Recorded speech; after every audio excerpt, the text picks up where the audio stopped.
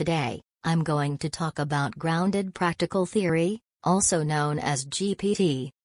Grounded practical theory looks at how people actually communicate in real situations, like interviews, classrooms, media, or daily conversations. Instead of asking only what is communication, it asks what problems happen when people communicate, and how can we fix them. Grounded practical theory was developed by Robert T. Craig and Karen Tracy in the 1989s. They discuss that communication is a practical discipline rather than a scientific discipline. Importance of the theory.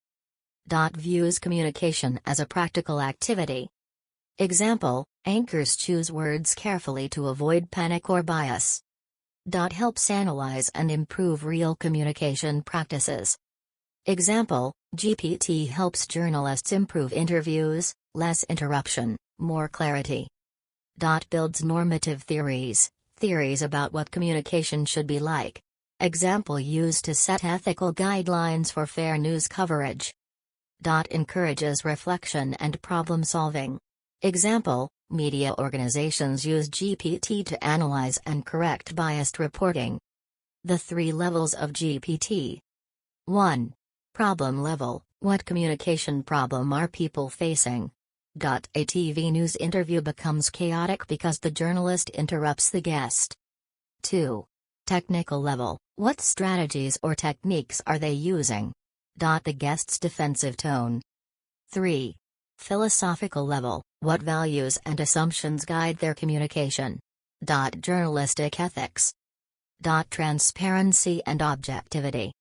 The 7 traditions of communication. Robert Craig also identified 7 major traditions of communication theory.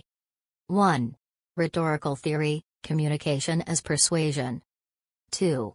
Semiotic theory, communication through signs and symbols. 3.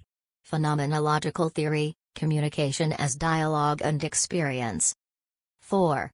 Cybernetic theory, communication as information processing. 5. Socio-psychological theory, communication as influence and expression. 6. Sociocultural theory, communication as social reality. 7. Critical theory, communication as power and change. To sum up, grounded practical theory reminds us that communication is both an art and a practice.